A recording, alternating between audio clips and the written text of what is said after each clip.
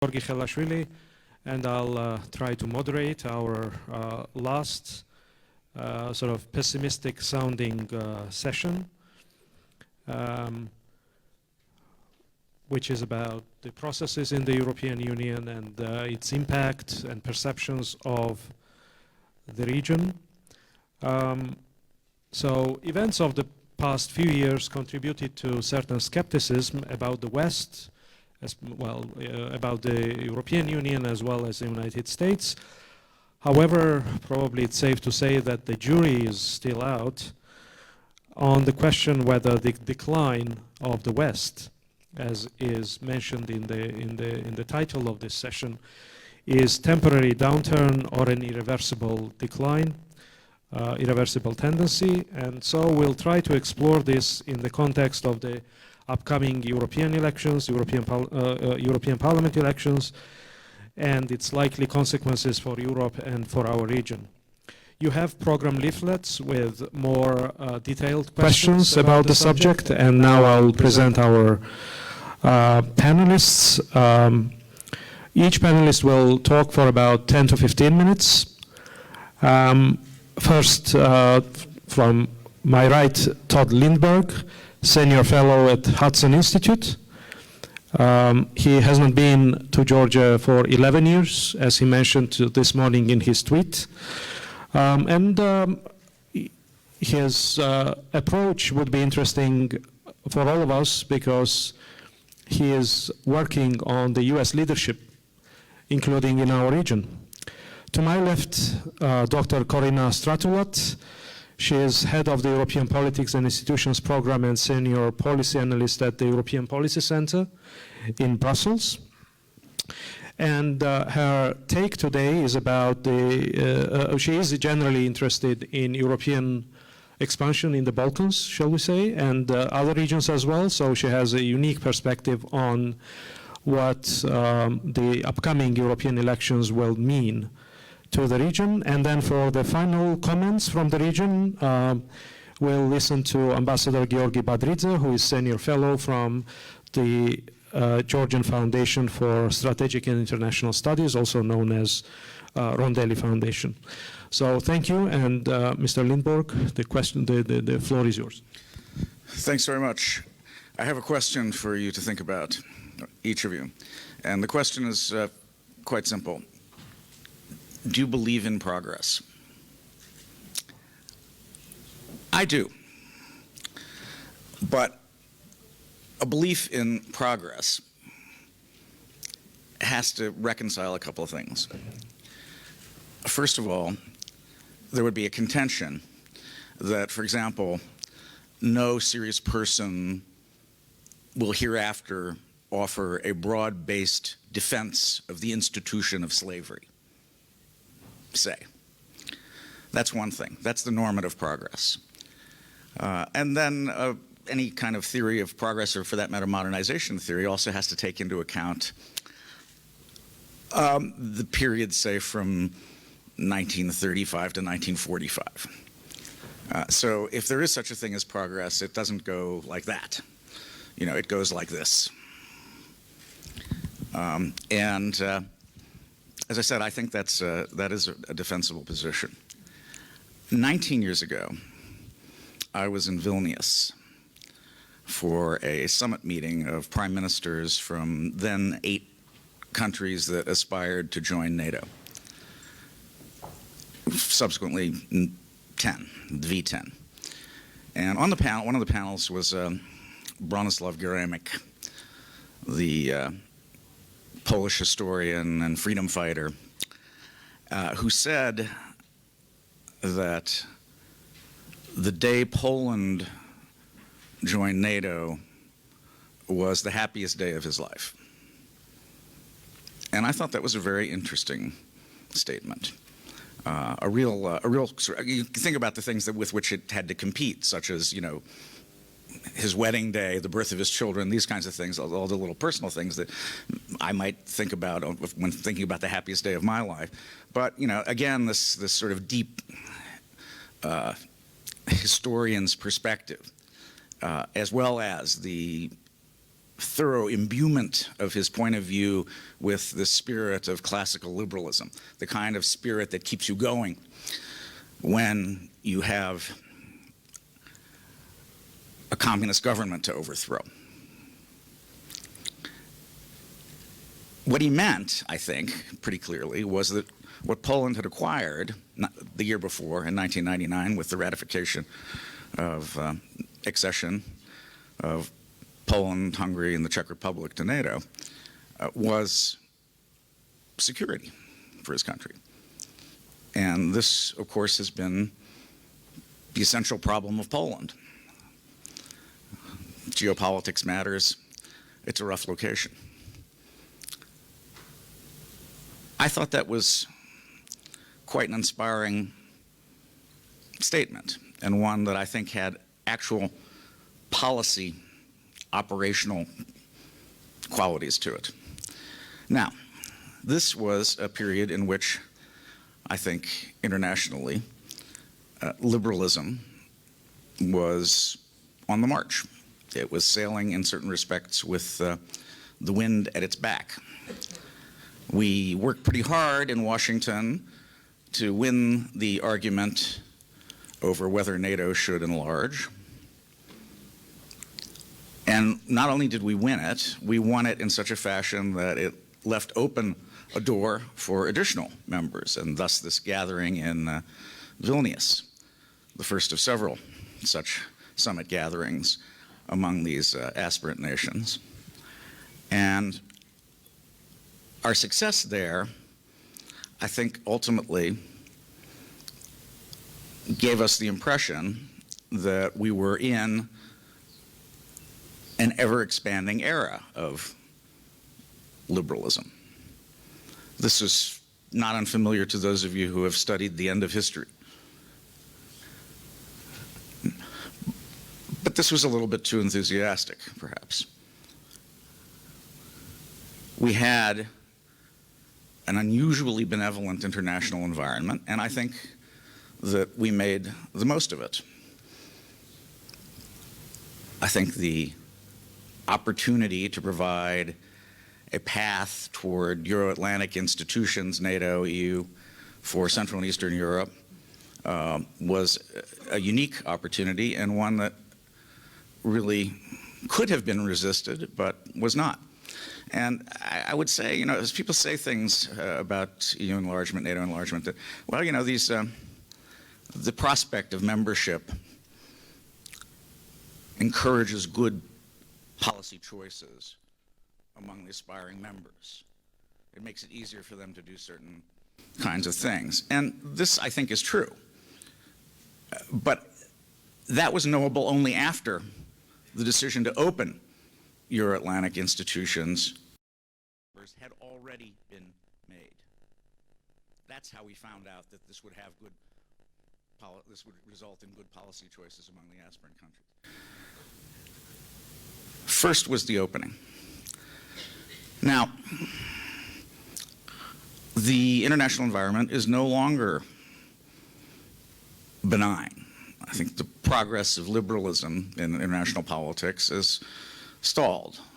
In certain respects, you can see reverses. But I don't think the core of the idea of liberalism in international politics has been eradicated. Now, this has some particular relevance, I think, here in Georgia.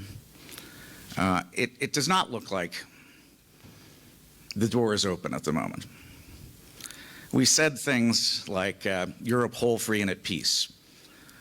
Each country should be free to determine its own destiny. No third country would have a veto over the aspirations of other countries. Russia would not be allowed a sphere of influence. And all of those things, I think, were aspirational points. They did inform policy in the decision of NATO to enlarge. They did refer to something real, which was this shared liberal view. But they did not describe a permanent condition. You could say that at the time when the VIII first gathered, that there was a good chance that there would be a new round of NATO enlargement. As I said, we did open that door pretty well.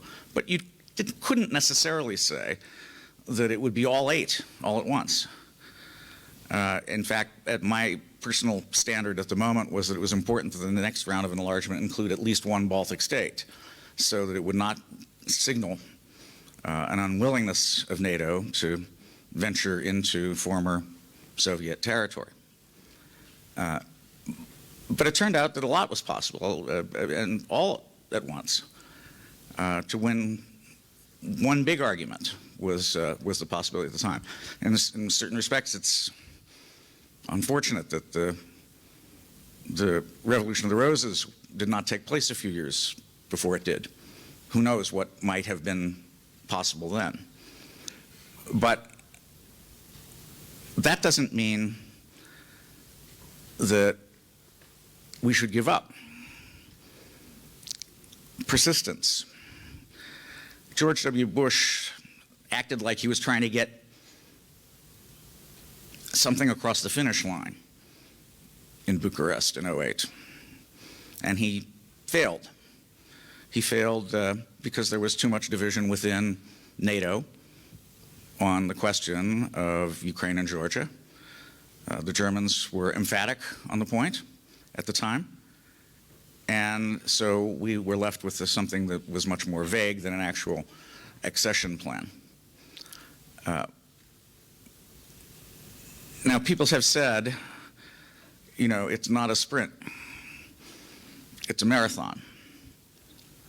But it's not a marathon either, because marathons have finish lines, and international politics does not have finish lines. It has noteworthy events that shape matters, politics for years to come, but not finish lines. So the most important thing that we can do now is to keep this idea of liberal politics alive and well in our own countries, where there are many challenges, and in turn realize that things change, sometimes for the worse, but sometimes for the better. So to my Georgian friends, I don't think I have anything especially optimistic to tell you in the short run, but in the longer run, maybe we can find ourselves in a better place on these kinds of questions. Maybe we can operationalize the idea of Europe whole, free, and at peace once again. And I would welcome that moment. But it's not coming on its own. It's something we're all going to have to work on and contribute to. Thanks. Thank you.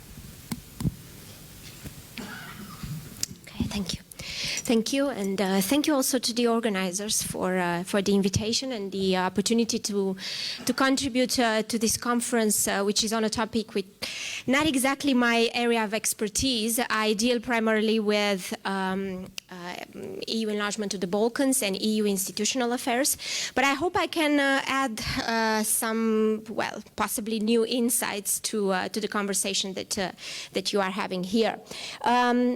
And I would like to start from the context, because I think it is important to acknowledge that the context in which we live and in which we are discussing is one defined by a high degree of distrust and fragmentation among the EU member states, but also between EU capitals and Brussels, a context of high level of polarization and volatility of domestic politics in most EU countries. And these divisions do not only affect political elites, but also societies as a whole, with an aggressive resurgence of national stereotyping, historical resentment, and a damaging blame game.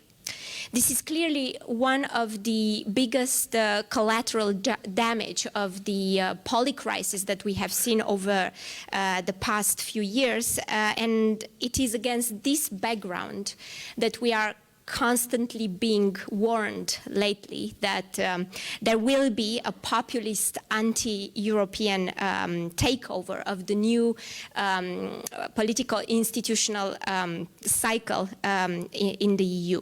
Maybe so, maybe so.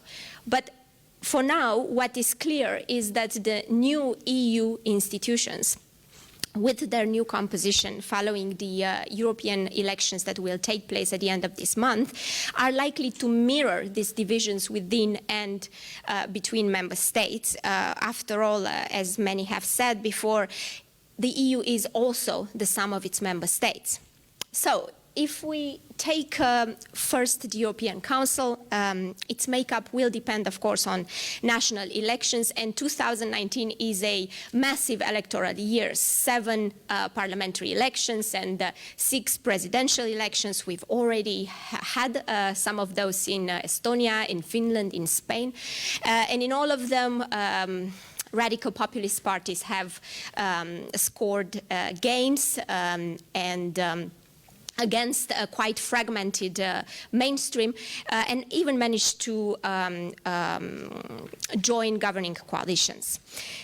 In fact, as you might know, across Europe, the average share of votes for populist parties of different various stripes and persuasions contending national and, for that matter, also European elections has more than doubled since 1960s. And during the same period, their share of seats has tripled. At present, this type of parties enjoy their strongest representation ever, and indeed it is possible that this could affect the composition of the European Council in the next period as well.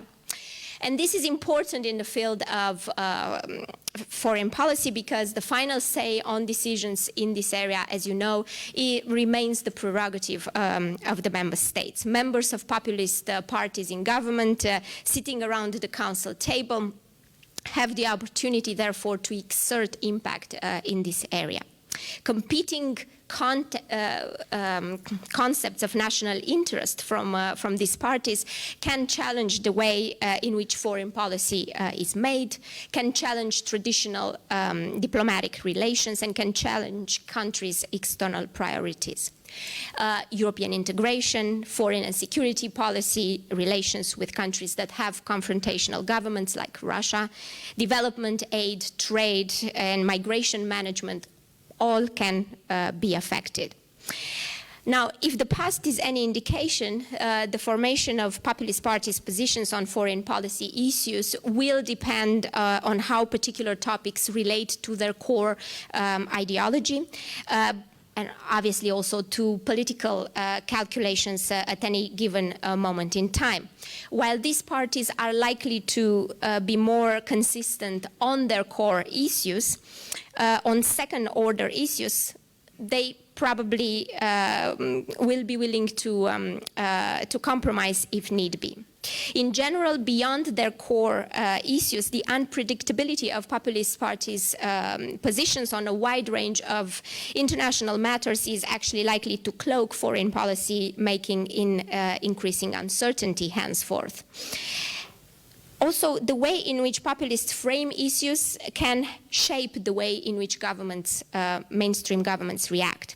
And even if populists can have a hold over mainstream politicians and governments, especially when they touch on deep chords in societies, there are examples of issues where mainstream parties and governments have actually managed to push back the populist challenge. EU policy towards Russia is one such example, where despite long-standing and deep-seated divisions among member states, but also within European societies, and also despite calculated efforts by the Russian propaganda machine to deepen these divisions, EU governments have managed to maintain unprecedented unity on sanctions in response to the conflict in Ukraine.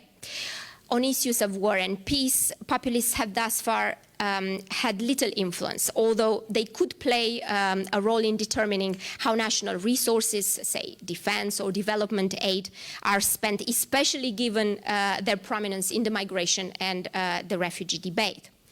However, even if populist impact on concrete policy choices has so far been limited, this doesn't mean that they are unimportant in the foreign policy debate. On the contrary, we see how populist parties are becoming much more vocal on important international and domestic issues like terrorism, like dealing with the crisis in Ukraine, like the refugee influx or the integration of migrants in society. And these are issues on which European societies themselves are divided, and obviously populists are very happy to exploit these kind of divisions, of course sometimes also with a little help from other actors such as the Kremlin.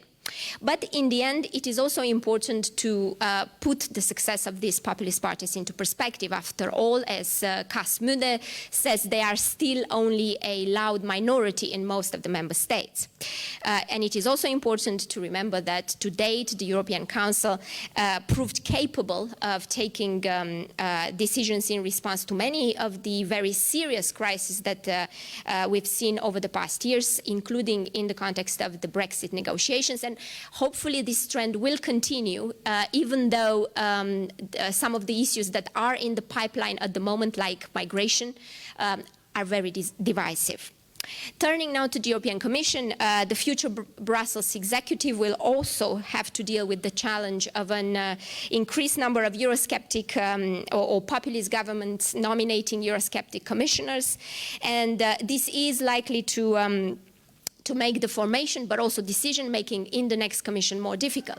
Of course, the next Commission President can always ask the member state to nominate a different candidate, and can also use the European Parliament to back this request. However, the next Commission President should probably avoid further isolating Eurosceptic governments by offering their commissioners only light portfolios. Instead, the next Commission President could, for example, consider giving some of this type of nominees weightier but politically less sensitive portfolios like agriculture, regional development or transport as a means of sending a message of engagement, but also increasing their sense of ownership in the European project. But while engaging these governments constructively, the President of the Commission should definitely avoid assigning vice presidential roles or sensitive portfolios,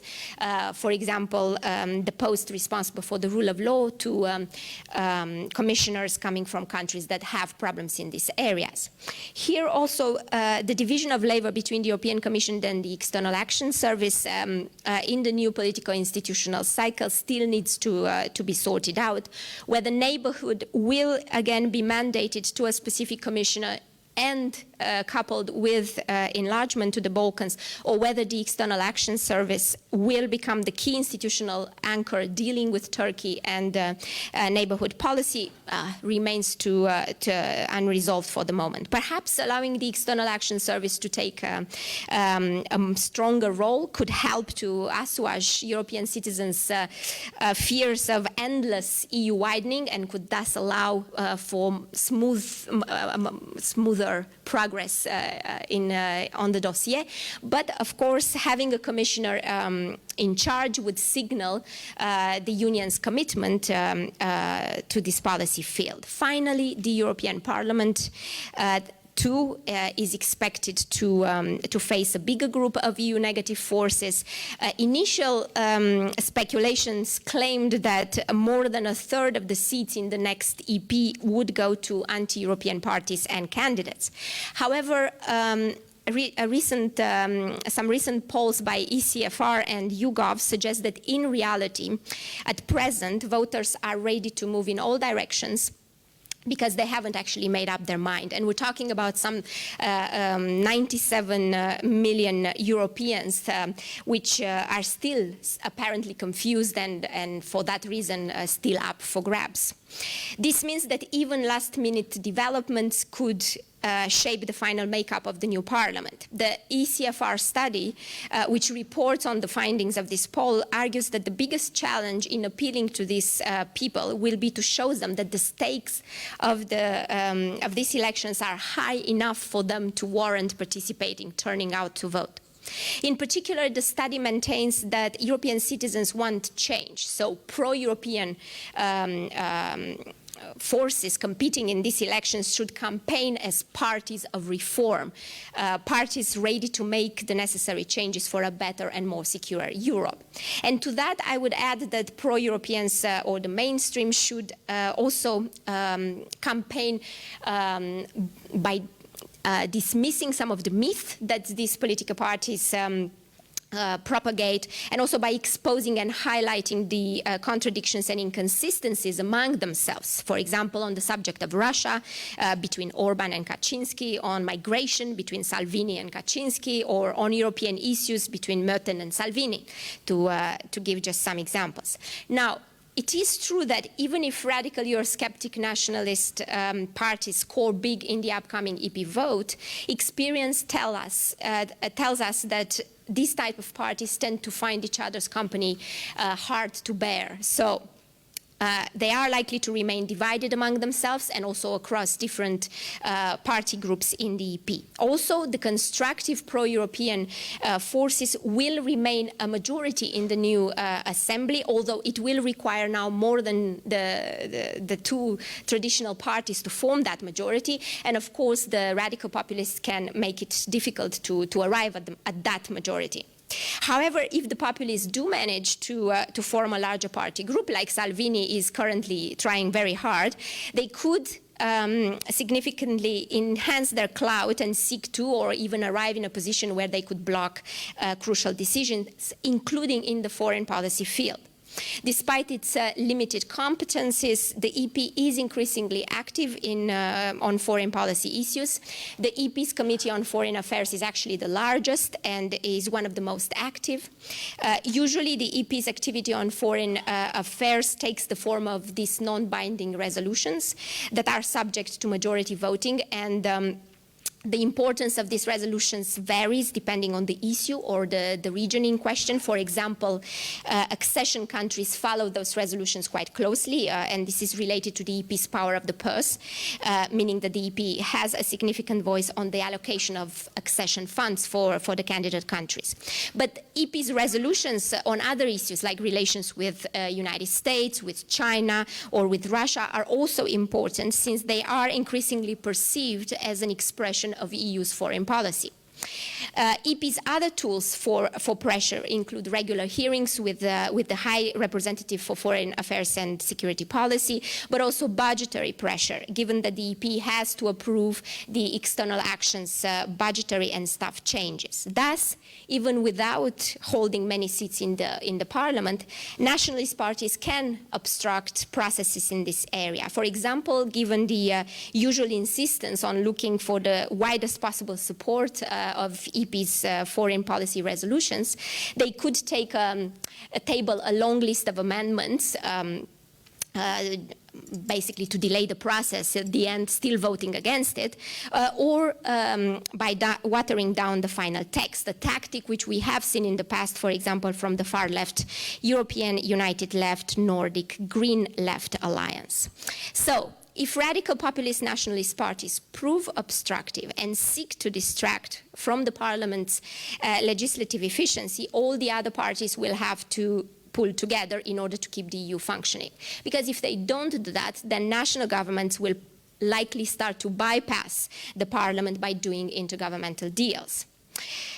So, a complex constellation of forces could develop with more ad hoc coalitions across traditional party divides, and the influx of a large number of EU-phobic members might also give a harsher and more controversial tones to the debates in the new assembly. A more fragmented parliament will also make it more difficult to assemble a majority behind the lead candidate, what we call the Spitzenkandidaten, and the European Council, which by virtue of the Lisbon Treaty has the right to nominate the candidate, has already declared that the choice of the nominee will not be automatic. In fact, the distribution of all main posts in the new EU leadership configuration, which normally takes place as part of a bigger package in which the various groups and parties try to find a balance, is likely to prove quite laborious this time around. Now, to conclude, it is not only that the composition of the new EU institutions will bear the marks of division between and within member states, the work of the new institutions too will have to cope with and will have to take place in a context that is politically and socio-economically very challenging. The Union and its member states, as you know, have been confronted with a whole world of problems for quite some time, and which in itself is daunting. And the European Council has so far struggled to provide long-term strategic guidance for the Union's development. Texts like the Strategic Agenda for the Union in Times of Change from June 2014 or the Rome Declaration from March 2017 essentially repackaged issues that were already on the EU's radar, like migration, external security, and social economic development, instead of providing any big thinking. And although this reform debate has intensified more recently, thanks to French President Macron's grand pro-European initiatives, sharp divisions among the member states and hence the difficulty for the EU to take any significant leaps forward anytime soon are quite clear. The aspiration of the Romanian Council presidency and of the European Commission to fix the European agenda for the next 5 years at the Sibiu summit, which took place on 9th of May, was then the biggest non-event of the year, as maybe some of us had already expected. The agreement on the next multi-annual financial framework for the period 2021-2027 is perhaps the best opportunity for the European Council to demonstrate that it can actually define the EU's strategic priorities for the coming years. EU leaders must demonstrate ability to follow through, and not only in order to guard their country's best interest. This will be the first major test for the new leadership, and a failure in this regard, I think, would mark a very bad start. Additional support and funding could be agreed upon in the new MFF for the region, but also for the Balkans. And Germany, which will hold the presidency of the European Council in the second half of 2020, when the final agreement on the MFF might happen, should consider making this a priority of its presidency. But will it do so? It remains to be seen. To wrap it up, at present, the member states tend to share in the understanding that the focus should be on dealing pragmatically with difficulties that they face internally and consolidating at home, rather than being brave and bold abroad. And while the EU has progressively increased its involvement in the region, in South Caucasus, by establishing new bilateral and multilateral cooperation frameworks, it still lacks a clear strategic vision and coherent policies for the region. This is not likely to change, I would argue, in the next period, populists or non-populists, although it should change, because without a real ambition and without a real plan, EU's policies can only produce limited results. And same goes for the partner countries. The region itself lacks a vision about where it wants to arrive in the future. And it doesn't help to advance their case. The countries of the region should also remember that the way to Brussels goes through the EU capitals. And so engagement in the name of shared interest with relevant member states, I think, remains key for them to strengthen relations with the Union. And the final word on Russia, well, Russia is likely to remain a thorn in the back, seeking to exploit any developments that can undermine the current institutional order from within. And we can only hope that the EU will maintain a resilient and united position in this regard.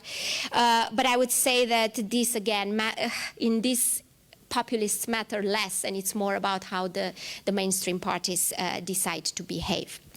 I will stop here, but happy to go in whichever direction you consider more relevant for your discussion. Thank you.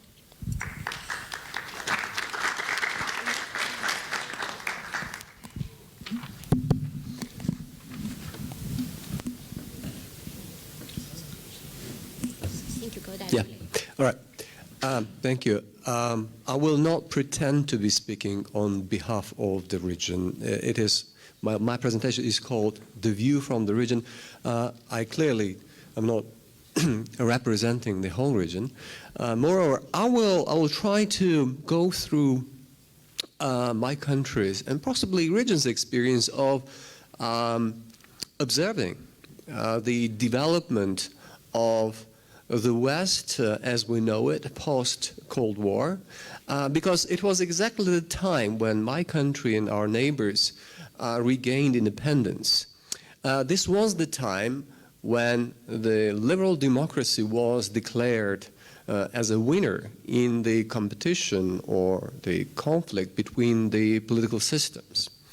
Although Mr. Fukuyama, of course, slightly dramatized the headline of his article in '89 and later his book for probably marketing purposes, but generally you cannot avoid to agree that a liberal democracy did really well. I mean, even with the view of what we are observing today, something that even can be called a crisis, well, let's just face the fact.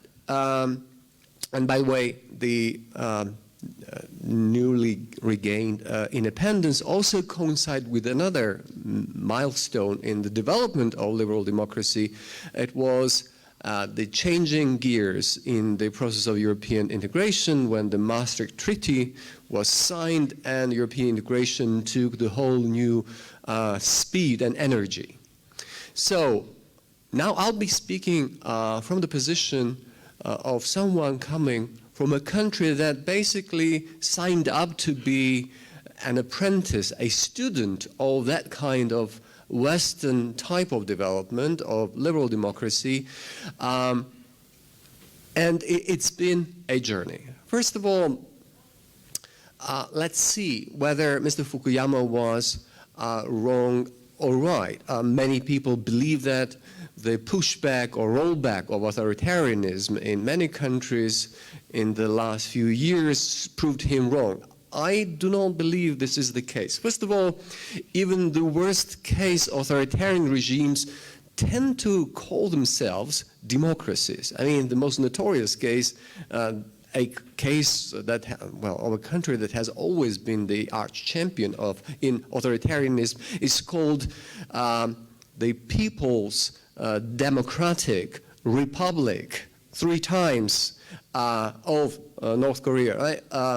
Moreover, the countries that either always were authoritarian or rolled back into authoritarianism after a kind of an attempt to introduce democracy, well, they also pretend to be democracies, at least by name. There must be something more appealing in being in being called a democracy. And the reason is probably the best reason is in the European Union. I would not hesitate in describing the European Union, this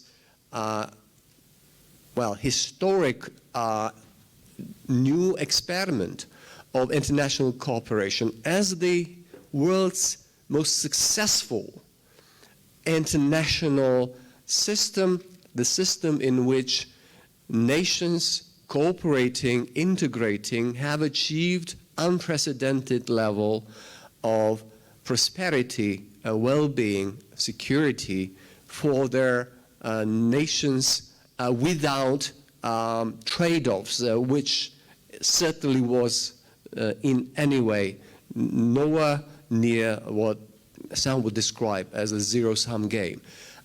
All members of this process are better off considerably compared to where they started.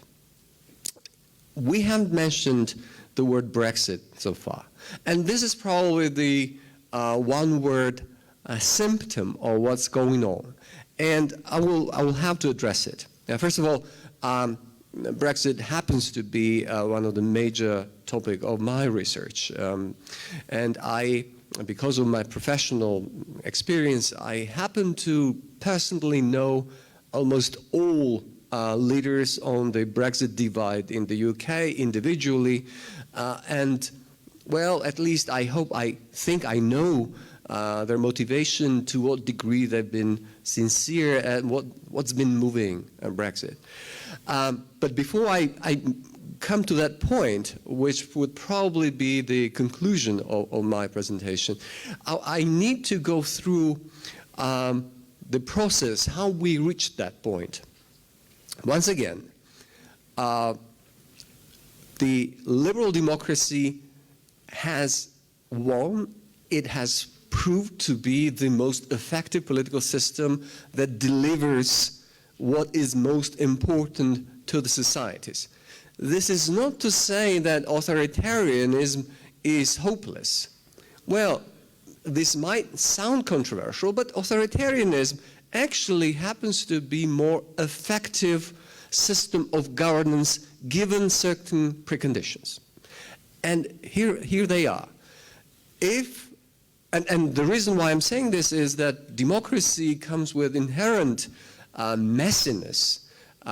It's a process where decisions are taken through very, very lengthy, messy, sometimes controversial processes, election, bargaining, lobbying. It's quite susceptible to corruption, and very often you have the substitution of a real democracy with some interest groups, oligarchy even, to certain points.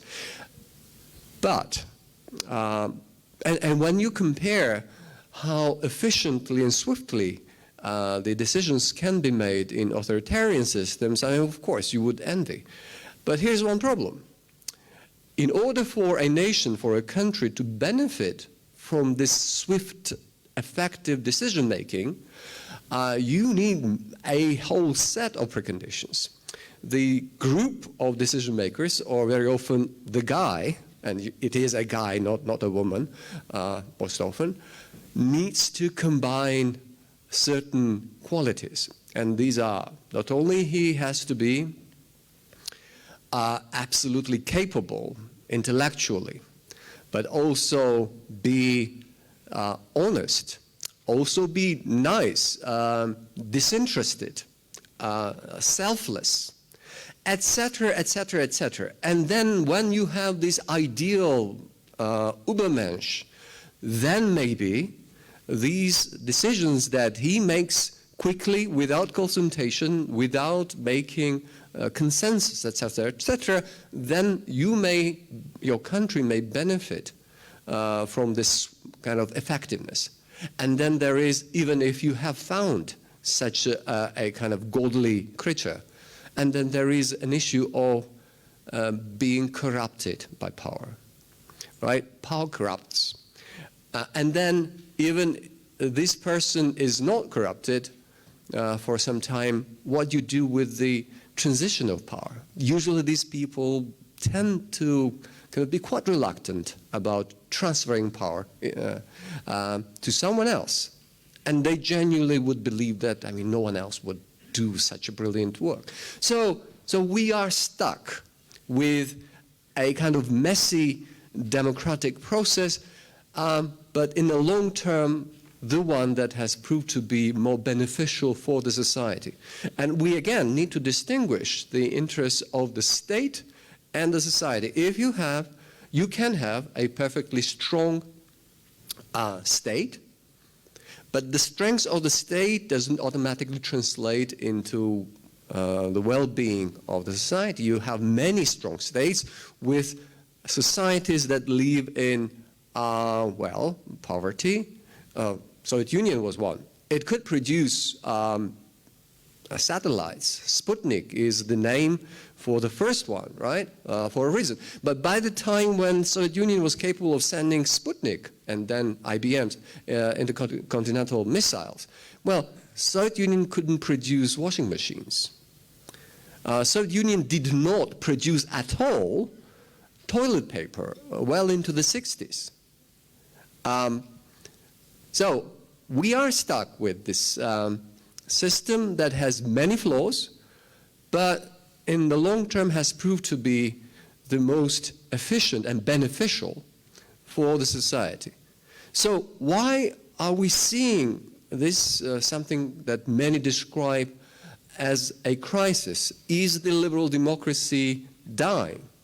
What does Brexit represent? What does the election of an outsider in the United States, a person who's been honestly dishonest about many things, with all due respect? At least, I mean, he can be described as an epitome of populism. I mean, there's someone who promised Americans to curb illegal immigration by building the wall, right? What is this? And how could the British voters, the most experienced voters in the world, the nation of the first parliament, the nation who voted for social security and free healthcare in the 40s instead of preserving the empire. I mean, you would give them that they have been, so far, the most rational voters in the world. And suddenly they have collectively voted to make themselves poorer. And they didn't intend to do that, of course, because they were promised that Brexit would deliver greater economic opportunities. And here I would attempt to offer you maybe slightly controversial kind of way of looking at it. And I'm quite conscious that I'm stepping on the very thin ice of analogy. Every political system probably has its stages of development. And what's happening with Brexit in particular, but in general with liberal democracy in the West, in my view, is not the end of the life of this system. It's rather a midlife crisis. And by midlife crisis, I do not mean when middle-aged men go and buy sports cars or Harley Davidsons. On the contrary, I think this is the real revival. I mean, when you do something that you always wanted and you can afford it now, I mean, this is no crisis. This is just fine. But when you are in a relationship for a long time, like Britain, in a monogamous relationship with the European Union, which limits its foreign trade deals, right? And when you start thinking, oh, if I had not been the slave of this relationship, there were so many pretty alternatives, and now is the time to compensate everything. This is what I call the midlife crisis. And in my view, this will pass. Well, I hope the process of learning will not damage the system beyond repair, but like I said, so far it has proved to be the most resilient one. It's not a new system. It's been there for for a long time. It's been developing. From our region, to sum up my kind of presentation, is how it looks is that yes, we need to continue learning, but continue to learn from the mistakes as well. Of course, we have some kind of forces, very often pro-Russian, which would point out, you see, your NATO, your EU are disintegrating. What we need to be there. We should not antagonize Russia for failed projects. I mean, once again, you can only be extremely ignorant of what the EU is, including with its current problems. And if there are two most important problems that gave this impetus to Euroscepticism or skepticism about the liberal democracy, there were probably two most important events. One was the West's in general and the Europe's in particular response to the 2008 financial crisis. And if someone points to the voters that, you see, when you were in debt to your bank and when you were losing your home, no one came to help you. But when the multinational corporations, when the huge banks whose managers pay themselves enormous bonuses as they fail, they were given billions of aid because they were too large to fail. And the second crisis was the 2015, probably was the peak of the refugee crisis in Europe. And again, some people would tell ordinary voters, especially German voters, that you see, you work hard, but your state doesn't help you that much. And then comes some Ahmed from Syria or someone from someone else, and we pour all this money, we open the door, and now we have millions of refugees around us. So, well, these are real issues exploited by populism, but despite them, once again, I mean, you have to be completely ignorant not to recognize that liberal democracy has delivered the highest life standard in the developed world. The problem that I described, the refugee crisis, is one of the manifestations of its success. The refugees from the war-torn regions did not flood Russia or other countries. They went to the most prosperous and most successful region in the world. So I would very much hope that this is just a phase, and that Georgia and our region needs to continue the path that we had chosen for some time, and this is the path to a real, stable, democratic, prosperous future. Thank you.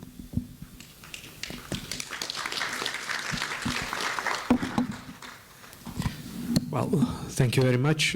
Well, for your information, we also have international cyber audience, and we have had quite a few questions from them. So I think it would be good to group them in 2 or 3 pieces. And if Todd could answer one of, about 3 of those that are about the future of the West. The questions imply that there are options about the future of the West. One is going back to liberal, democratic West. The next option is going back to going to a multipolar, even if illiberal West. And then maybe there is an entirely new West on the offer. Also, I would like to add a little bit of my own question to that. How do you see the role of the United States and European unity in shaping the future of the West as such? Another one is to Corina. About 3 questions. It's reasons and implications of research. It's about the reasons and implications of the resurgence of populism in Europe. Whose fault is it? Maybe populism is a new normal in Europe. And how do you see it? I mean, what are the options in future for Europe? Also, Giorgi, maybe you could also join the conversation on these 2 questions. But there is a specific question on Georgia, which is interesting in terms of Georgia's relationship with the West. How do you view a possible rise of leftists in Georgia? Will it be a threat to the prestige of the European Union and generally of the West? Thank you. Thanks. I think the broad question of liberal order is often at risk of falling prey to the rhetoric of its opponents. And that's a fancy way of saying, I don't know what Russians think, but I know what a lot of them say in official capacities. And what they say is they talk about narratives. They talk about particular points of view, memes, etc. And it's as if the question of truth is no longer particularly interesting. The only thing that matters is narrative and power. And I don't believe that. I think liberal order emerged and has a future, a considerable future, because it makes sense. There's something about this way of organizing human affairs, including things like market economics and, of course, a social safety net, if not indeed an elaborate welfare state, that comports with what people want. And I don't think that that's just a story we tell ourselves. And I think when Giorgi made the point that it's no accident when people flee where they go, that this is meaningful, attests to something, and it's not automatic, of course, but it's there.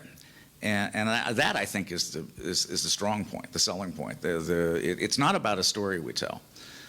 We could be better at telling our story. I mean, I think it's not exactly a great success of the German educational system that the United States is regarded as a bigger threat than Russia by Germans. On the other hand, you could certainly point to opinions that Americans hold, which fully vindicate the proposition that we could do a lot better with our educational system as well. But the fact that we are relatively successful despite these kinds of failures says to me that we're actually on to something here. And yes, it's got its ups and downs. So somebody put a question about a pendulum. I don't think it's quite a pendulum, because I don't think it ever swings all the way back. And I especially don't think it swings back to the point at which people start saying, well, this whole liberal thing, was that, did that make any sense whatsoever? Should we go back to sort of warlords? Would we be better off if we reinstalled monarchies so that the heads of the governments could, intermarry and get together from time to time and decide how to carve up the world? I mean, who thinks these things? Nobody thinks these things. But do people still pursue power? Yes, they do. The question is how much the liberal order is capable of repelling that tendency. And George Kennan, when he wrote his famous Mr. X article in Foreign Affairs laying out the strategy of containment in 1947, ended with the proposition that, this was a pretty good test of our system. Would we be able to keep it together, preserve our way of life, while at the same time containing the Soviet Union? And I think that was a good test, and I think it's still a pretty good test. I like the odds. I like the side I'm on. Thank you. Thank you. Okay, if I understand your question correctly, you're asking about why we're seeing a rise in populism, and what does it mean? And there's a huge literature on. It was fault of the liberal elites. Yes. The ruling elites. True. And of course, there's a lot to say on this topic. In reality, it does have to do with with mainstream traditional political parties, which over the years and for many reasons have become increasingly unable to represent voters. That has to do with various reasons. First of all, with the fact that over time they have moved more towards the state. Their source of funding had stopped being the membership basis, but rather the state purse, and also the goal of governing or the being in office, holding office, has become progressively a goal in itself, as opposed to being a means to an end. That's one reason. The second has to do with the fact that even if voters wanted to represent electorates, it has become over time increasingly difficult to understand what voters want. The individualization and volatility of voter preferences has meant that even when political parties, traditional political parties, started looking at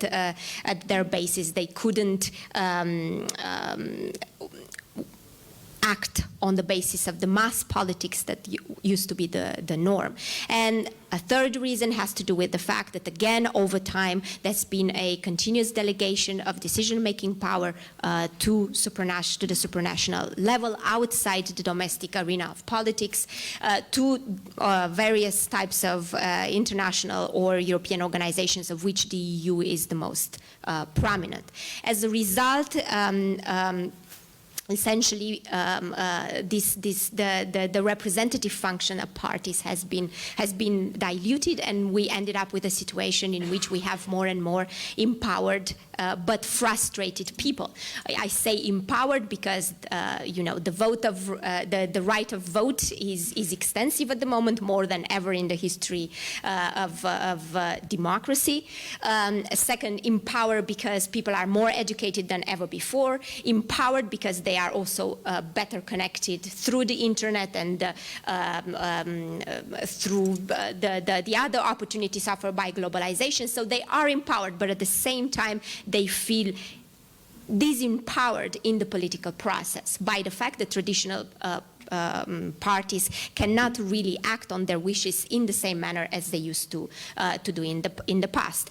As a result, what has happened is that a gap has been widening between traditional political parties and citizens, and both sides have kind of retracted within their spheres. The parties have moved towards the state, and the citizens have moved into the private spheres. And it is in this gap that has been widening, and it's in a sense continuing to widen, that populist parties step in, promising to offer representation, promising to offer people promising to address and act on people's demands. Of course, it's difficult to do that because, as I've mentioned, all of the issues that prevent traditional parties to fulfill their representative function still hold true. And populists will run into the same problems sooner or later. And so voters find themselves, to quote Ivan Krashtev, being able to change governments, but not policy.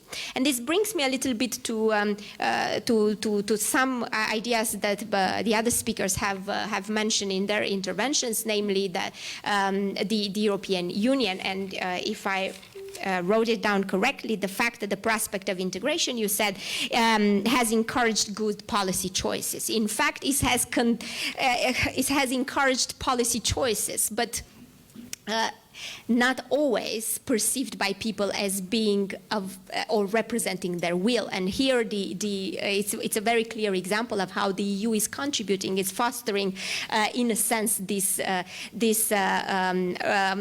problem in the way parties can represent, and is fostering this delegitimization of the democratic process, if I can say so. Now, the populist parties, are they undemocratic? Are they good or are they bad? Of course, being popular is nothing wrong with being popular. Is nothing wrong with wanting to have a lot of votes and enjoy and people to like you. But of course, the problem with populism is that. Which is very difficult to define, and I will draw on the definition that Kasmude is using, is that they put forward an ideology that sees society divided into separate, homogeneous, and antagonistic blocks, namely the pure people and the corrupt elites. And they claim that politics is about representing the people, or the volonté générale. And so, because they see politics, because they see themselves as representative of this very strict homogeneous bloc, essentially they are against pluralism and they are against the against political compromise, and in this sense, they are illiberal. And it is the illiberal part of the populist ideology that is at odds with how we understand democracy today, not the fact of them supporting majority vote and national sovereignty. I mean, this is important for democracy, but of course the way we understand and the reasons why we appreciate democracy today is for its liberal virtues and liberal values. Okay, I've taken too long, I know. All right. First, before I discuss the supposed rise of the left in Georgia, just a few words on the liberal elites.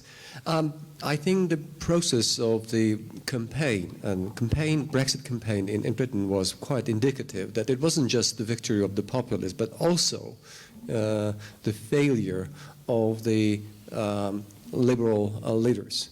Their campaign simply was terrible. They did not do nearly enough. As for the liberals versus populists, I mean, yes, I agree. There's nothing illegitimate in being popular.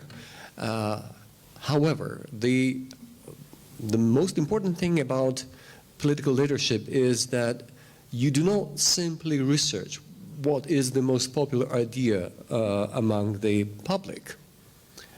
If that was the case, if you only represented the most popular aspirations and wishes of the public, would still have Roman circuses and would still watch the gladiatorial battles and people killing each other. That was very popular.